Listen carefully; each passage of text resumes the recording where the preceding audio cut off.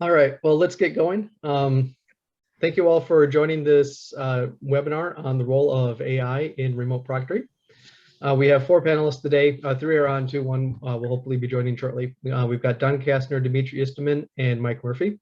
Myself, I'm Nathan Thompson. I'm CEO and co-founder of Assessment Systems. We have a high-stakes, high-scale assessment platform, but we partner with the best remote proctoring providers out there, four of which are going to be on this call today talking about AI. And I'll start by letting them introduce themselves. Don? Yep, I'm Don Kastner, CEO of Monitor EDU. We're a remote proctoring company. We specialize in the high stakes. Most of what we do is live with live proctors, multiple cameras. So I'm really curious to hear what my colleagues have to say about AI and its use, and I'll put my 2 cents in there as well. Okay, thank you. Mike? Yep. Hey, everyone out there. I'm the founder and CEO of Proctor Free.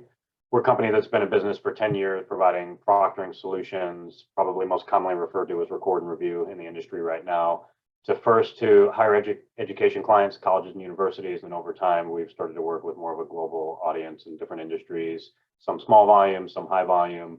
We have a variety of different integrations with learning management systems and test delivery platforms, great relationships with companies like assess.com. And then I spend a great deal of my time leading my team and trying to give our clients a great experience. And then last, I've been working for the past couple of years with the Association of Test Publishers and the NCTA on a global proctoring standards project that hopefully should be published by the end of this year. Yep, and you've been doing great work on that, Mike, by the way. Thanks. All right, thank you. Dimitri? Yeah, my name is Dmitry. Right now I'm head of business development of Ali Mirror company, and previously I was CEO and founder of Examus proctoring solution, and was driving this business 7 years, so pretty long for proctoring solutions. We are focusing more on high volumes, so that's why we started from AI. And so of course I know don't provide the best quality, but when you are talking about the 100,000 exams, you definitely should somehow automate it. So that's our focus. Okay, thank you. I just received a WhatsApp from Raúl. He thought it was in an hour because the time change where he is. So hopefully he'll be jumping on. Give him just no preparation, give him a hard question as soon as you Yeah, really want. Yeah, we'll start him off with a discussion of the Ohio news today. So I was just talking about that with Don Kastner. Mike, did you see the news article on that? I sure did. I've already had folks emailing me about it. I figured that. How about you, Dimitri? Oh, sorry. Yeah, I had some problems.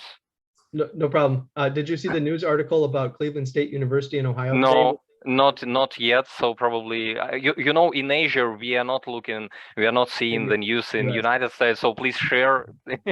Okay, that's what I wanted to make sure. So basically, Cleveland State University in Ohio was sued by a student for unreasonable search of their premises, their house, because they took a remote proctored exam and were told to scan the room by picking up their webcam and moving it around and showing everything.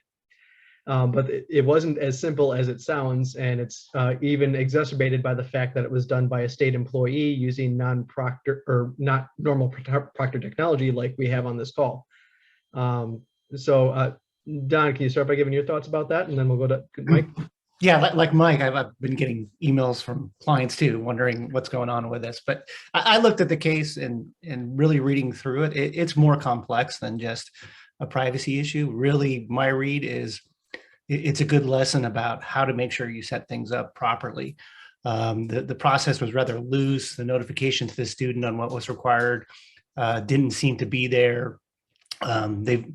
Many schools let faculty make decisions, and that can create some issues because faculty will do things differently. So you don't get comparability among classes. And so all of those are issues. And then the last piece of this, which can't be overlooked as well, is this was during COVID. And the student didn't have the option to come on campus. Cleveland State said that he did, but they required, proof of non-COVID. So either he had to be vaccinated or have a test. And so he didn't feel that he had the option to come on campus. So really, when I look at this, it's more than just a privacy issue. It's really an issue about making sure that you do everything correctly. and make sure that you recognize the privacy of the student and make sure that you build all the proper procedures in to protect it. And it just doesn't appear from reading the case that Cleveland State did that. Yeah. Okay, thank you. And by the way, the student won the case in a district court of appeals, and it's going to go up to the next level of court, I believe. Mike, your thoughts on it? Yeah, Don, very sage comments. Yeah, I think when I see negative news, right, like I cringe a little bit, but I don't have a problem with scrutiny on our industry. You know, you have someone that's trying to pursue their education. You have a school that's trying to facilitate that and teach a student, and they're working with a variety of providers, and everyone's trying to do their best job. So oftentimes I think it comes down to just transparency and communication. You know, when someone's working with our company, I don't force them to use Proctor Free. They don't have to. Some of the reasons they use us is for cost and convenience. So sometimes I feel like this is unfortunate. It also may not be the final judgment. So I don't mind scrutiny. I do cringe a little bit when I see stories like this, and it's kind of an unfortunate experience because ultimately someone's just trying to get their education, and folks in industries and companies are involved trying to assist them. Okay, thank you, Mike. So that will jump into the questions we had for today, which were primarily on the role of AI in remote proctoring. So let's start with what currently is the role of AI in remote proctoring, like how it is used in your solutions or generally in the industry. And then we'll go into potential issues about it in the future of it. So let's start by talking about how it's currently being used. Dimitri, you want to lead off? Yes, sure, I can. So I prepared some slides, so it would be great to share it. Just a second. Perfect. Yep. I have no slides prepared. They just have to look at you and me, Mike. So Nathan, can you give me the permission to share the screen, please? There. Yeah, great, I can. Okay. First, okay. Okay. Can you see it? Yes, go ahead. Yeah, good.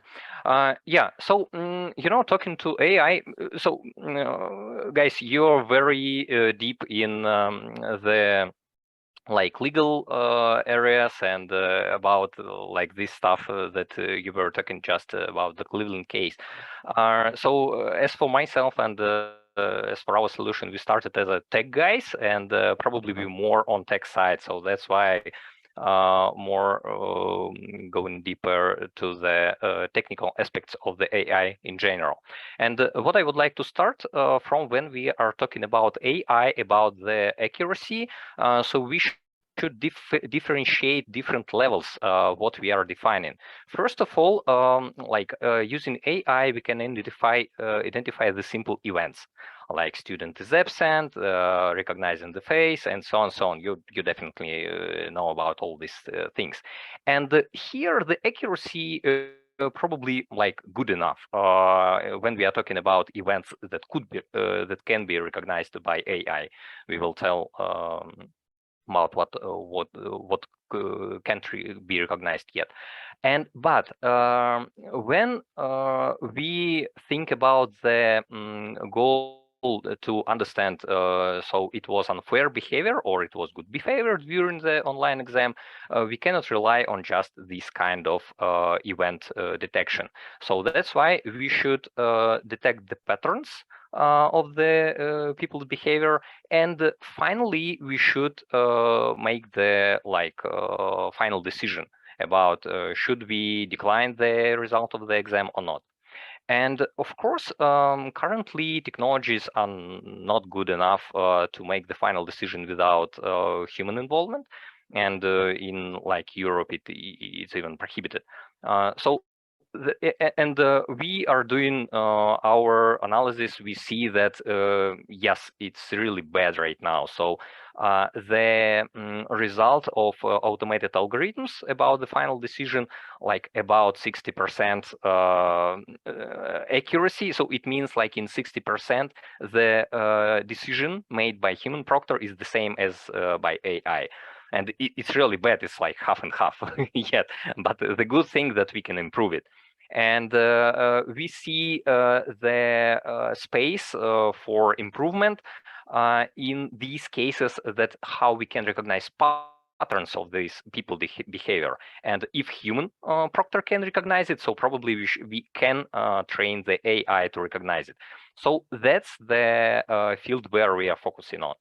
And I just would like to go through like some situations where well recognized by AI. So student is absent here. It's really clear for like AI too. And like appear in the second phase in the frame. It's kind of simple task for AI currently. The same about like wrong gaze direction when people looking over the screen. So it's there are simple ones. The same thing about detecting the devices. So like we are detecting the big headphones, not microphones, definitely, and the smartphones. So it helps in some cases when people are really not people don't care about like these obvious things. But at the same time, when we are talking about like what can't be recognized by human, and I would like to share like some cases that you definitely have in your practice as well. So first of all, the reflection. So reflection on glasses, on any other. So here we can see that smartphone just glued on the screen, and it's like obvious for a human proctor, but it can be recognized by AI. The same situation about the reflection. Yeah, and so this one, the reflection behind on some kind of electronic, I don't know what exactly is it. It's yeah, turned off TV display. And we have a bunch of these videos, and it's totally impossible currently on the current stage identify this kind of situation using AI. But if it can be recognized by human right now, so probably in like close time we can do it automatically. And as like I mentioned, when we are talking about like thousands exams, when we can manage it by human proctors, yes, it's doable by human proctors. But you know, right now I am talking to open universities where millions students and they cannot afford like involving a lot of people, a lot of human proctors to do the qualified reviewing of exams. So that's why we definitely should have something to scale these kind of you know, cases, and AI probably is the one thing that can help us here. Yeah, that's all from my side. Okay, thank you, Dmitry.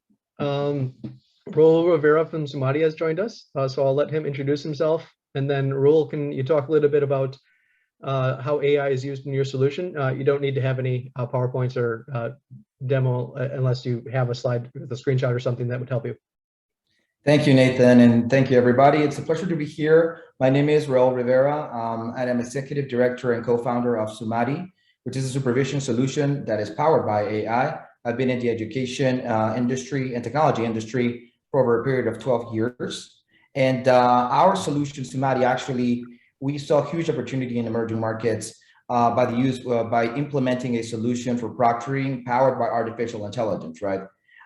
So we use artificial intelligence in many ways. So just to briefly explain how is it, so we are using facial recognition, we use typing pattern recognition, we use object detection a lot. And the idea that we have in mind is to actually enhance the capacity or capabilities of a human proctor or of a faculty member to be able to monitor the behavior automatically by the usage of technology when it's a matter of supervising large volumes of students that are taking examinations remotely, right? So we leverage those 3 or 4 components of biometrics. And then also what we're doing here is we are producing reports in real time. So the intention that we have behind everything is not to replace humans, but to enhance proctors, right? Or augment the capacity of proctors around the world.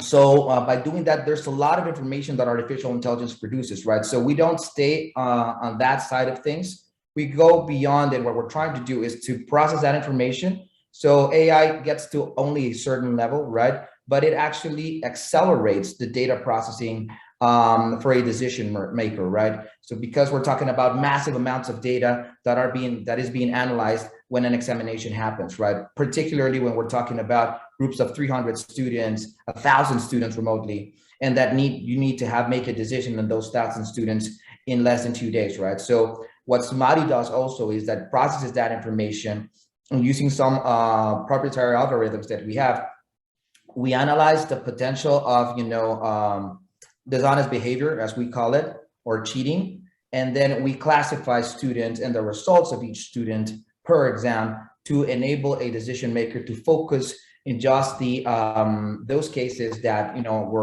that are more relevant, right? We're trying right now not to get involved in decision making, whether a student passes or fails an examination, right? All those, we're seeing an evolution in the industry where some of our customers are actually asking us, requesting us to go to that level, right?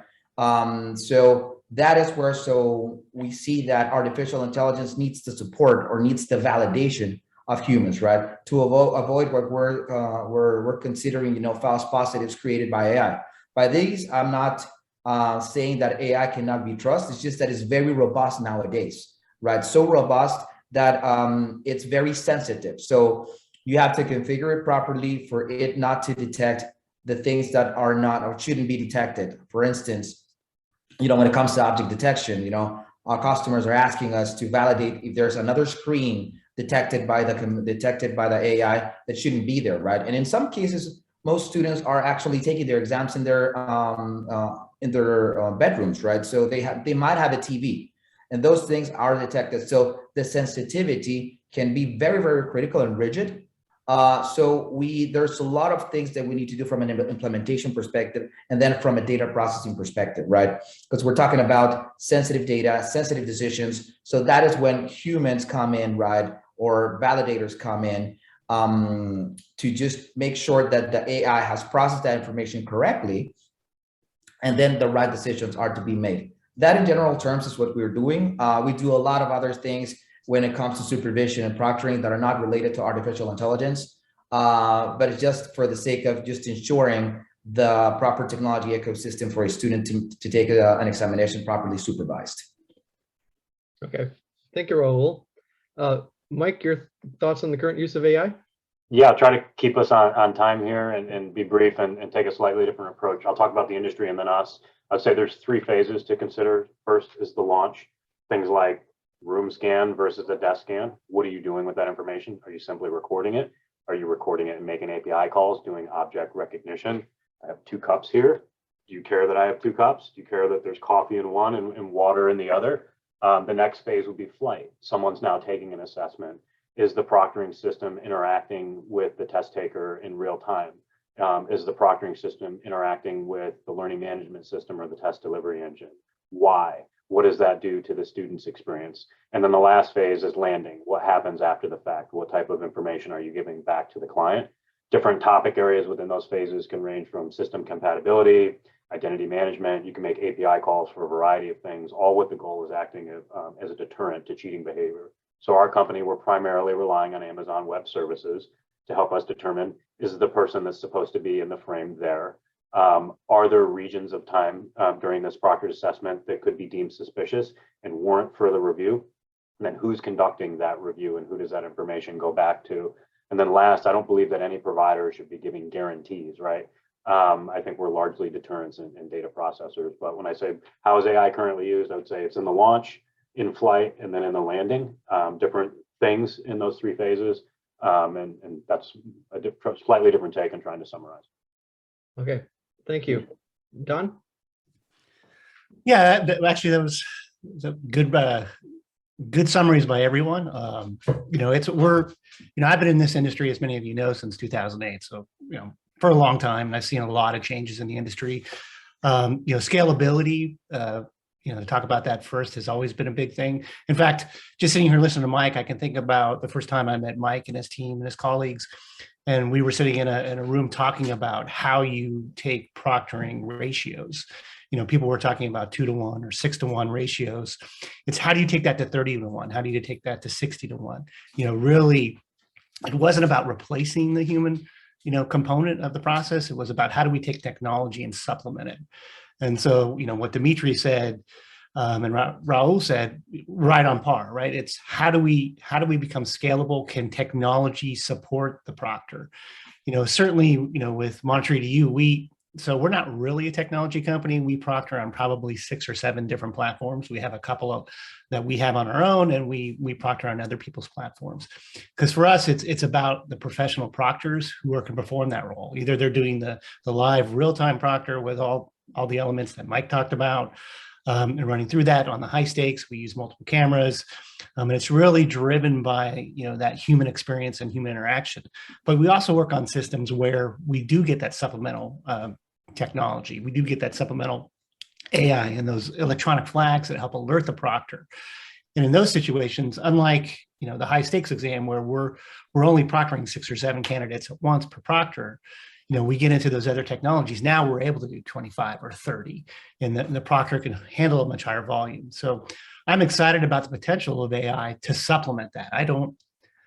I guess I could in my wildest dreams foresee a time when it's all human or all machine based, although that scares me a little bit because I grew up in generation reading 1984 and worried about Big Brother, but that may just be my upbringing. I do see a lot of potential in the future, but I think in the near term, and definitely this decade, that it's really about how do we supplement, and that human element is such a critical piece, whether it's live real time or it's some level of being flagged and doing the review and then making the recommendation. I agree with Mike, we can't guarantee anything. And also the proctoring companies can't make the decision. Ultimately, they make the recommendation. They identify the flags, they send them to the testing organization, and they need to make the final decision. Great summary, thank you. So next question is, what are some hurdles or pitfalls in applying AI to remote proctoring of educational or credentialing exams? What are some of the challenges that you've encountered in applying it, or that you've seen some of your clients or other organizations encounter? Dimitri, can you start? Yes, so I think partially I already described the situation, and so of course, right now it doesn't make sense to differentiate like AI and not AI. We are talking about online proctoring service, and it should be done perfectly. And who is like making it, AI or human proctor? It doesn't make sense for the final customer and for students. So that's why currently, of course, it's definitely wrong tell about AI doing all job. It's not true, and probably like it's not good a marketing message right now. So people would like to be carried by other people, and we see some cases when customers would like to get the perfect AI, and they are taking different proctoring solutions, trying testing it, asking like why you are not recognizing automatically here and here and here. So and we are explaining that, okay, guys, we can see you a bunch of examples where AI definitely can't recognize like something or cannot make the final decision, and it's a like big job or sometimes.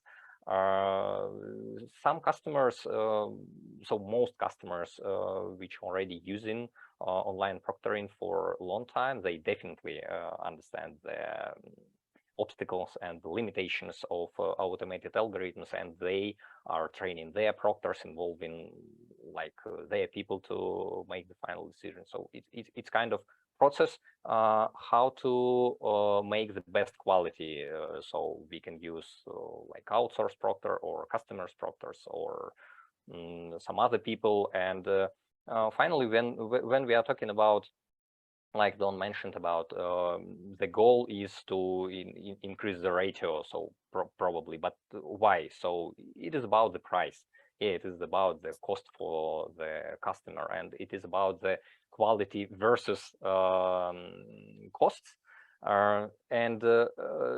So some companies we see can do a great job, I mean, for appropriate price using proctors like in different countries, not in the United States, and customers are okay with it. And in this case, we don't need some kind of automation and extending human proctors efforts and resources. But for like companies, customers who care about data privacy, that only like people from my country, like because of GDPR, for example, should review the videos, and people there really expensive, like in UK or in France, in Germany.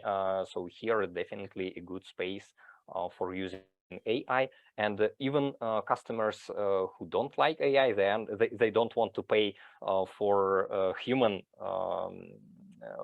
proctors to cover all costs. So even these customers already agree that AI is part of the solution. So that's like the journey and the experience, and I believe that we will find this kind of situation when human proctors should not be involved like so much as now. Okay, thank you. Raúl, what sort of cautions or hurdles do you talk about when you're working with your clients? Data protection is the main one, and Nathan, that's one key thing, and it depends on the market, right?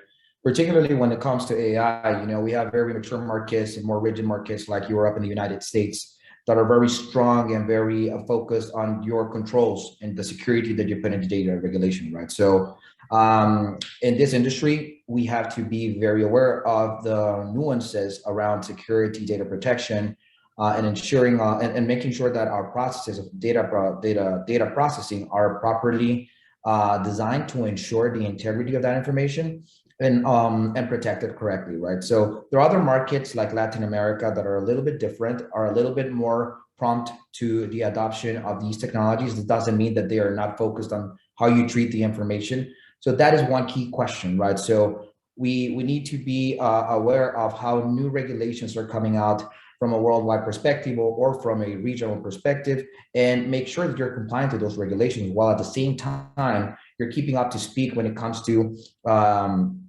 potential cyber attacks that are coming out, trying to gather information, right? So it's going to be critical to make sure that the technology that we put in place in this industry is the most robust from a security perspective as it can be, right?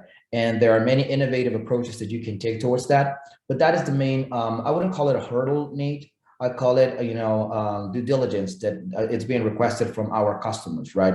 It's key. And then when it comes to the operation itself, right? What our customers are asking us to ensure is that AI really accelerates the supervision process, right? So in order to do that, it's not only about, facial recognition or object detection or typing pattern recognition. It's a matter of how you design the solution to make sure that, you validate the identity properly, you ensure that no unethical behavior is presented, but mostly, as I said before, that you are really producing the data for decision making in a prompt way, right? So those are the main things. And I'll just add to close a comment. AI will continue to evolve. It has already evolved. It is already very mature. Our market research shows that proctoring can be divided into 4 categories: lockdown, AI, record and review, and live proctoring. Out of those 4, the one that is going to grow the fastest around the world, it's going to be AI-based proctoring, right? The reason is because AI is growing and becoming more mature every day as we move along, and the industries are beginning to trust it more and more and more. I'm not saying that humans are going to be replaced in the process. It will be a matter of understanding what type of exam you're supervising, whether it's a high-stakes exams or low-stakes exams. That would determine or drive the decisions towards what type of supervision you want to put in and when you want to include a human proctor, right? So those are my initial thoughts on your question, Nathan. Okay, thank you. Mike, your thoughts on hurdles or pitfalls with AI? Yeah, I don't think AI is bad. I think humans can be lazy and often seek the path of least resistance. And there are benefits to things like the minimum viable product concept. So one of the challenges you have for not just a proctoring provider, but someone consuming or purchasing proctoring is where do you start and what resources are available to you. For example, when we started this company 10 years ago, we were using very specific things like OpenCV and Face Tracker. There's benefits to working with a company like Amazon Web Services, not just economies of scale, but best-in-class technology. And the more you purchase from them, the lower you can drive your price points down. So I think back to like a scenario years ago when I used to take biometric enrollments as in a former career. And sometimes we'd be out in the field and we'd have a device and we'd be having trouble. And we just figured out one day to try putting hand sanitizer or water on someone's hands. And that would expose ridge lines in their fingerprints because if they were older, maybe they were worn down, they weren't wearing gloves, using a lot of hand cleaning products throughout their lifetime. And that's something that we just had to figure out on the fly. So now imagine I've released something as a minimum viable product and I'm a test taker and I don't have any natural light in my office and I turn off half my lights and I go this far back from my web camera. What types of interactions are you able to have with that candidate? What type of AI have you employed in your product? So there's a lot of different challenges not to are you going to build it on your own? Are you going to take something that's, open source off the shelf, or are you going to spend and try to align yourself with a larger, cloud service provider?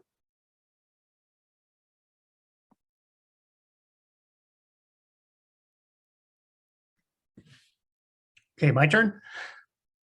Nate, I think you're muted. Sorry, I muted while I was talking. Yeah, go ahead, Don. Oh, yeah.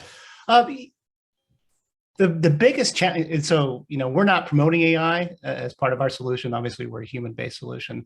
And so what I see the biggest challenges right now is just the efficacy, the fact that the flagging rates are so high. I think we generally talk about flagging rates around 30%. I think Dimitri indicated it was around 40%. And so the issue you get into is if you have 1,000 test takers and you've now flagged 300 or 400 of those as having some type of issue, what does that tell you about the efficacy of the project, right? Of all those tests, because now those have been flagged. And if you rely solely on AI to do that, now you've identified a number of candidates who followed the rules, but they've been flagged for some reason. Now, I think that obviously that's improving, it's maturing, and I agree with all that, but it shows you that human element is so important because you got to get those rates down. So if you take a typical group of 1,000 testers, the truth is only about 3 or 4 out of that 1,000 are actually going to break the rules. Varies a little bit by, the market varies a little bit by the type of test. I think you'll see a higher rate in high schools, a higher rate in colleges. I think all of us can say that we've seen cheating increase overall. But the biggest challenge on relying solely on AI or primarily on AI is just those flag rates. Like it does a great job of identifying anomalies, but all anomalies aren't created equal. And many, like Mike said, with the 2 cups. Okay, well, you got 2 cups. We're gonna flag that, but the 2 cups don't matter.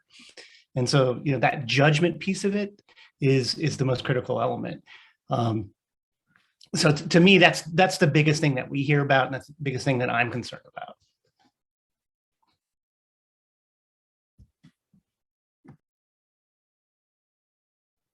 Nate, you're on mute. Oh, I'm sorry again. There's a question in the question list I'm going to ask here, but there's other questions there too if some of you want to reply to that. It is about how to select a vendor and how to compare different vendors. So where's a situation that AI would be very useful in remote proctoring, something that an organization would think of, okay, this is my testing situation, I should go look for an AI proctoring vendor, and versus something that's live, and what sort of questions should they ask a vendor in terms of evaluating the the quality of their AI, whether they need AI and things like that. Mike, you want to start this time? Sorry, I'm furiously trying to type answers to some of these chats. Yeah, there's some good answers or good questions there. Yeah, and can you are we on, what question is this? Question 4, Nate, what is a good example of testing situations? No, it was, Sorry. Yeah, question 4, good example of testing situations, AI versus not, and how would you help find the right vendor for your organization? Yeah, so we're all probably biased, right? Like I think Proctor Free is great, but honestly, when I talk to prospects that are evaluating our company, I tell them there's a variety of reputable companies in the world, right? And you might actually get decision fatigue if you did a Google search, because one thing the pandemic did was There are some perpetrators, and some companies rebranded, and it's like all of a sudden now we're proctoring experts. But there are several legitimate, scalable proctoring companies in the world to choose from. Some of your decisions may be based on delivery methods. Some companies are better if you want the human interaction. Other companies are better with a technology approach. There's a true SaaS provider in our space where if you want to like onboard immediately and not necessarily talk to someone, you could probably do that. Next thing is there's pros and cons to every delivery method. There's cost considerations if you're going more towards a live proctoring method, and maybe you're going to get a lower cost if you remove the human or you go record and review. So I would just tell the consumer that they should be having a clear conversation. The proctoring provider should be able to clearly demonstrate anything that they say they can do. They should be able to provide documentation. We had to come up with a whole bunch of controls to pass our SOC 2 audit, right? Like I can't make this stuff up for the auditors, and that's not really sexy, and folks don't necessarily purchase on that. And then even customer service, right? Like if you value that and you think you're good at it, how can you tell a prospect, trust me, I've got great customer service, right? Maybe they'll look at your references and testimonials. So then it would come down to, have you ever used online proctoring before as an institution? Are you emailing a Word document right now and then talking to a proctoring provider? If we're having that conversation, I would challenge you to say, do you want us to just work in an unintegrated approach and monitor someone opening a Word document in their email? Is that an invasion of privacy? Or maybe do you want to talk to someone like assess.com and consider getting yourself on a platform that I may or may not be able to integrate with? There might be a simpler experience, there might be more controls. So look, there's resources out there. If you search NCTA, ATP are great kind of trade associations. Talking to companies like assess.com, where you've got great relationships with a variety of providers.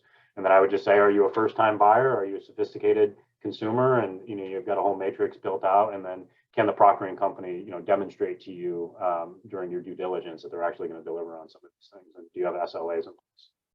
Yeah, that's a good point on the end there, and that organizations like NCTA and ATP do put out resources to help people on this. And same if you go to some of those conferences, you'll see presentations like today's webinar, and you can learn a lot from those as well.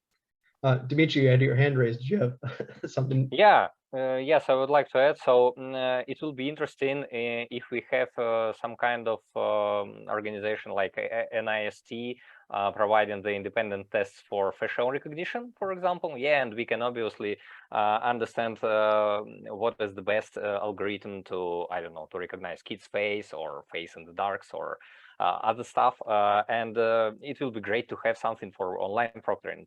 To be honest, if I have resources, probably I will organize it. And it's kind of the way how we can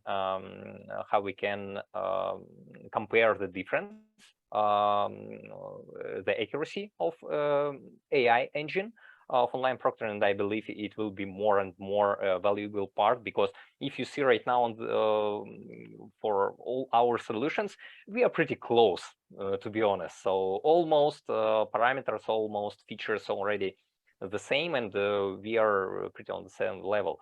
And how we are competing is pretty interesting thing. Okay, thank you.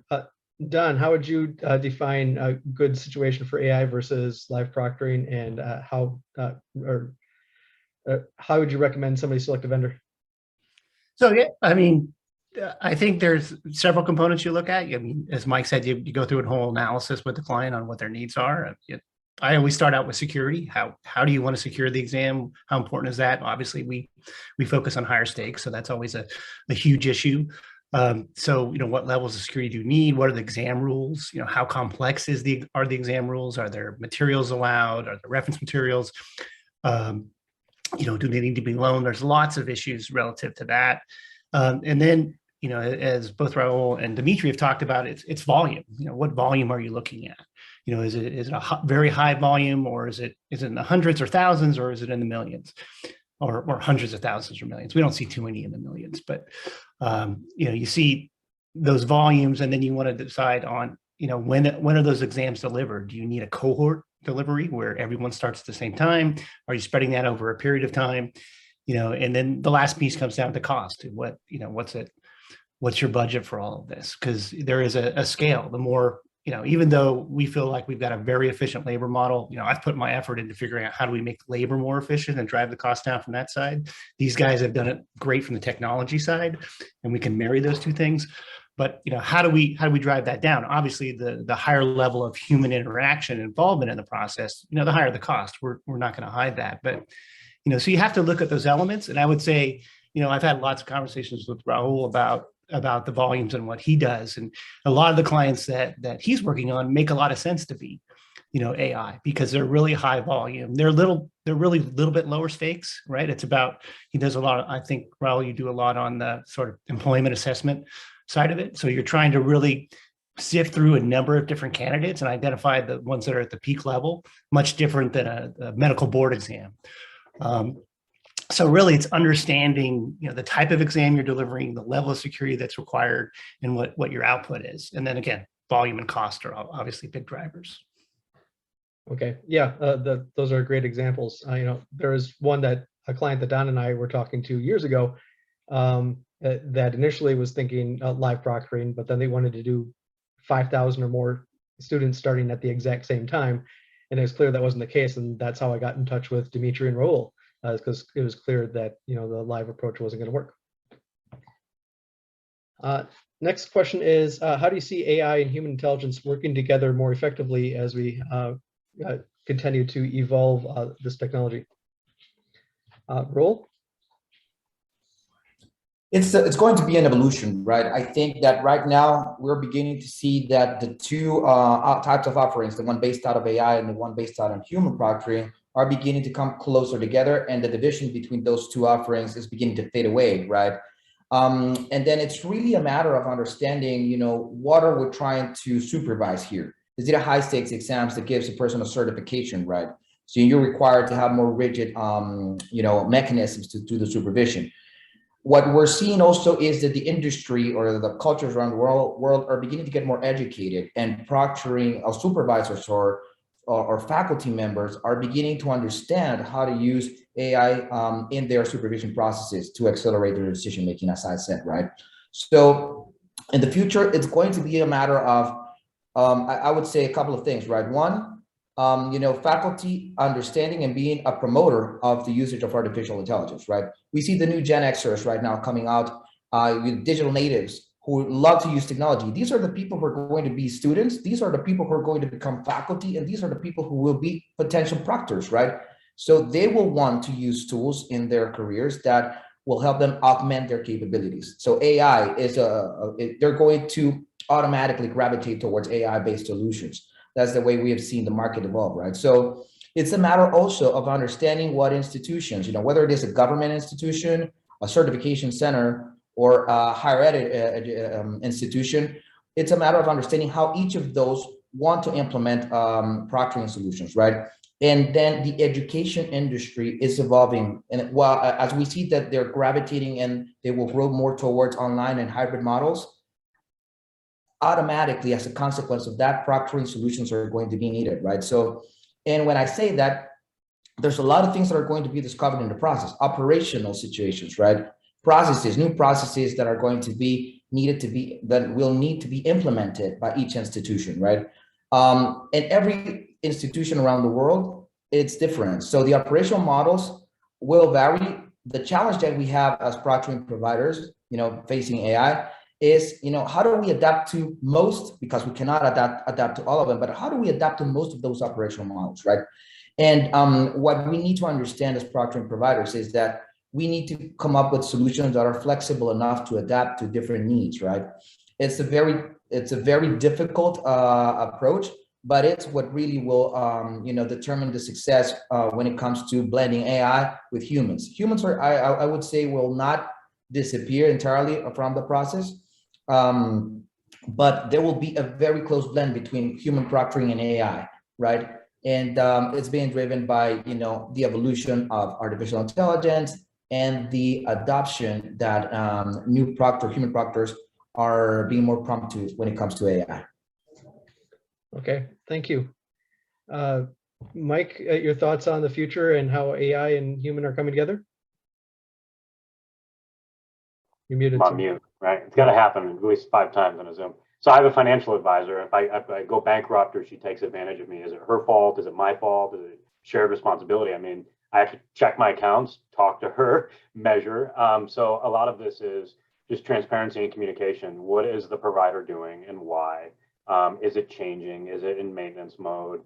Who's the ultimate authority? I mean, I'm trying to answer a question right now where someone's asking about reviewing the flags. And listen, this might be a case-by-case basis from client to client and company to company, but I think the norm is that the proctoring provider is processing data and giving information back to a controller, the client, the institution, and saying, here is information. You are the adjudicator. You're the ultimate authority. And it might not be a car crash scenario, right? We might be proctoring something that's open book, where they just want to know that it's the person there, but they can go anywhere on the internet and they can use any resource. We might be proctoring something that's a little bit more high stakes, where they need a secure browser because they've spent a lot of money writing test items and they don't want to do the whack-a-mole and lose their investment in that intellectual property. So I think it can work together great. I think one of the panelists mentioned that we're here to help humans, not replace them, and I think that's very valid. And just as consumers in everyday life, we experience a lot of benefits and conveniences and efficiencies from the use of technology. We readily adopt it. My car is constantly giving me alerts that I'm veering out of my lane, and it's kind of annoying, but I don't turn it off. So I would just say that it's a rapidly changing space. I think where AI can be more helpful in the future is different device interaction. There's a variety of devices to support globally. There's some providers that interact with phones. We don't do that. User expectations around convenience and just experience, accessibility and accommodation, system compatibility checks. I think there's a lot of great things that AI and machine learning can do just around the experience for the candidate, because generally speaking, folks don't really enjoy taking proctored exams. So anytime there's a potential issue or a technical issue, or they feel like their credibility is jeopardized, they might just want to point fingers at everyone that was involved, regardless of what actually happened. Okay, thank you. Don?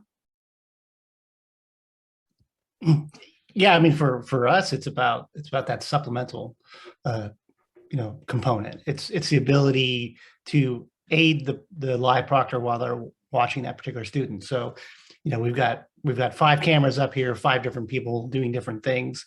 My eyes are doing a great job of watching all of you, but Mike's doing something right now. And it would be great if all of a sudden his screen started flashing so that I could look over at Mike and say, Mike, butt in there and say, Mike, you're obviously looking down at something weird. Obviously, he's typing an answer to a question. But that's what we look at. Again, going back to the conversations we had in the early 2010s, it's about, how do we increase the effectivity of the proctor? Which allows us then to start to scale that up to higher volumes. Again, getting away from these conversations on how can somebody watch 6 people at a time or 12 people at a time. How can you manage that? How can we make it scalable and drive those costs down? And so to the extent that AI can create those flags, I've always talked about it in terms of like a security system in my home, right? It's monitoring everything all the time. And then when something happens, it sends a signal out to the security company and they investigate. In many ways, that's, the path that I see it going down, where we blend those two together. Then the human being can make the judgment. No, that was just a kid, who forgot his keys trying to break into his own house. Okay, not a problem. But, having that judgment is so critical in this process so that we can report to clients, just what Mike said. The one question was about, who's going to do the review? It really should be the proctoring company, because they're the experts. They're the ones that have gone through this multiple times. They know what a true flag is or not. And they can make that subjective recommendation back to the client to say, yeah, all these ones you don't have a problem with, but these 3 or 4, here's the issue. And now you can address it. Okay, thank you. Dimitri, you want to talk about the future and merging of AI? Yeah. Yeah, I think I can add something here. Probably I'm not so optimistic. So today we discussed with my team about new things happening. So for example, like new deepfakes that you can see, they're really great. And we are investigating how AI can detect the deepfakes, and I see that in this competition of Shield and Sword, the deepfakes are much better than we can detect it. So that's one technological aspect that I believe will make a lot of things for online proctorings.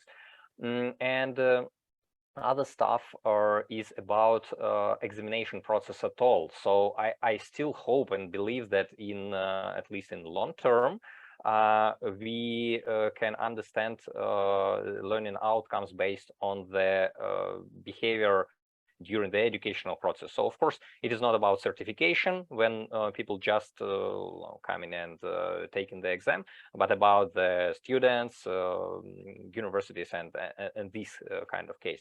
So here, probably exams will be not so good for checking learning outcomes. And if we are talking about long-term things, so it is like brain-computer interface or VR or something like this, it definitely will change the educational landscape. And you know, thinking about the future of the company and about the business, we should take it into account and should think about like at least midterm stuff. So yes, AI definitely will be implemented, involved more and more for online proctoring. At the same time, AI will be source of the problems for us, and I am sure that like probably next year we will see the app for students who installed easily and just generating deepfake to take the exam. It's easy from technology perspective right now. So let's see. Okay, thank you. So we've got through our prepared questions here. Just a second, I was going to pull up, see if there's any left over. Donald Van Meter brings up a good question of what happens if a test taker decides not to comply with remote proctoring requirements. You know, they don't comply with the instructions, you know, they don't put away their book, they don't put away their cups like Mike did. What's an organization do about that, regardless of whether it's an AI one or a live proctoring situation? Raúl, do you want to take that? Sorry, Nate, I was reading some questions. Can you rephrase the question, please? No problem. What do you do if examinee doesn't comply with the requirements or the rules? You know, and like blatantly cheats. Well, that is a responsibility of the institution.